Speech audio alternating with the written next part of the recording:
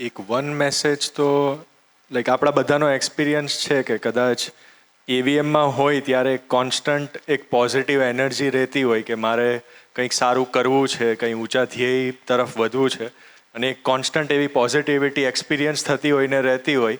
But after going outside એ વસ્તુ challenging કદાચ થઈ જતી હોય. બટ સ્વામીજીની કૃપાથી એવીએમ ઓનલાઈન વીકલી સભા થાય છે, જેમાંથી એ જ સેમ પોઝિટિવ એનર્જી ને કોન્સ્ટન્ટ એક રેઇન્ફોર્સમેન્ટ કે ઇન્સ્પિરેશન મળે છે. તો એ કદાચ એક વન મેસેજ હોઈ શકે ટુ કન્ટિન્યू અટેન્ડિંગ दैट एलुमनाई सभा.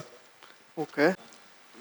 Before I give my message, I mean just one thing I want say कि हम लोग यहाँ पे आए हैं, इतने सारे लोगों से 10 साल के बाद में मिल रहे हैं. It's really really happy. And you no हम कल बैठ के बात कर रहे थे, स्कूल की बातें कर रहे थे, इतनी सारी चीज़ें याद आ रही थी. आई रियलाइज कि one of the happiest time of our lives was the time that we spent here. Right. उसके बाद में सिर्फ प्रॉब्लम्स बढ़ती ही गई है, डिफ़िकल्टीज बढ़ती ही गई है, रिस्पॉन्सिबिलिटीज़ बढ़ती ही गई है.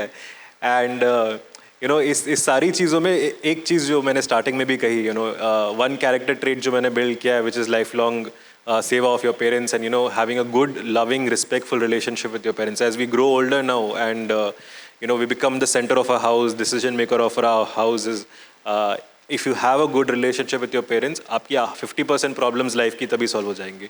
राइट. कितने सारे अभी मेरे दोस्त हैं जो बाहर काम कर रहे थे, but now realising the responsibility are coming back and you know starting to settle back here because they know they have to take care of a parents. And that's something I think we should all be taking away, specially at this age more than you know when we were younger. हमें शायद तक ये fashionable नहीं लगता था या फिर stupid लगता था message, but as you grow older you kind of realise this.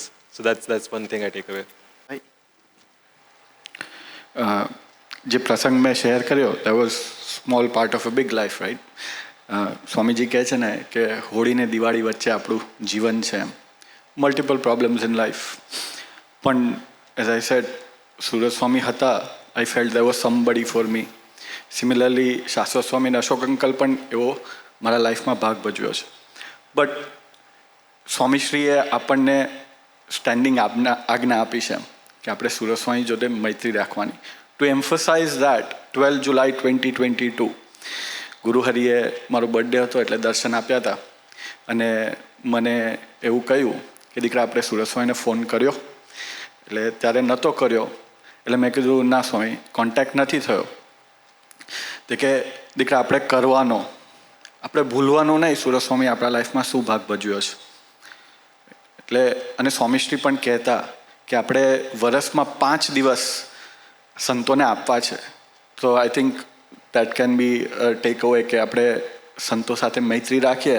અને સ્વામીશ્રીએ સજેસ્ટેડ રેધર દેન સજેસ્ટેડ આજ્ઞા કરી છે કે આપણે 5 દિવસ મિનિમમ સંતો સાથે કાઢીએ. ફ્રેન્ડ્સ, આપણું નેટવર્ક જ આપણું નેટવર્થ છે. આજે આત્મીય કમ્યુનિટી છે એને આપણા માટે ડાયરેક્ટલી અને ઇનડાયરેક્ટલી કેટલું મોટું કોન્ટ્રીબ્યુશન આપ્યું છે. મારા એકલાના જીવનમાં, એકના જીવનમાં કંઈક ને કંઈક હશે. આપણને કહેવાનો મોકો મળ્યો છે. બધાના લાઈફમાં કંઈક ને કંઈક હશે. આને આપણે જિંદગીમાં આ જન્મમાં પાછું નહીં આપી શકીએ, એ હું શ્યોર છું. પણ કમ્યુનિટીને આપણે જે પણ આપી શકતા હોઈએ, જે પણ હેલ્પ કરી શકતા હોઈએ, ઓલવેઝ વર્તમાનમાં અને ભવિષ્યમાં આપણે તૈયાર થવું જોઈએ, તૈયાર રહેવું જોઈએ. કારણ કે આત્મીય કમ્યુનિટી છે ને એક એવી વ્યવસ્થા છે જે વ્યક્તિ નિર્માણ, વ્યવસ્થા નિર્માણ અને રાષ્ટ્ર નિર્માણની તૈયારી કરી રહ્યું છે. આજે 10-15 વર્ષ પછી એક કમ્યુનિટી મેમ્બર એક એવા લેવલ પર હોવો જોઈએ કે we should be proud of it. Thank you. Thank you, Akshatbhai. Last message from this host would be that I think till now, I think we have 530, 540 students who have graduated from this school. Our journey from this school is an inspiration to the society of tomorrow. It's an inspiration to each and every youth who are outside of this place.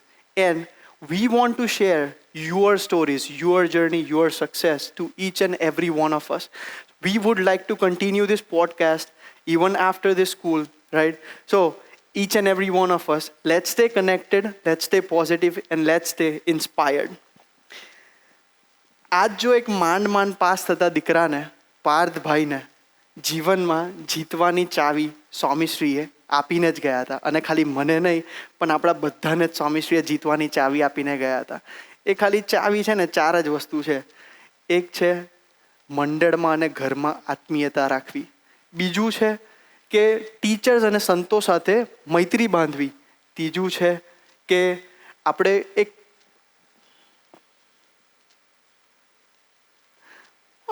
Mummy પપ્પાની સેવા કરવી. હું એ જ ભૂલી ગયો હતો.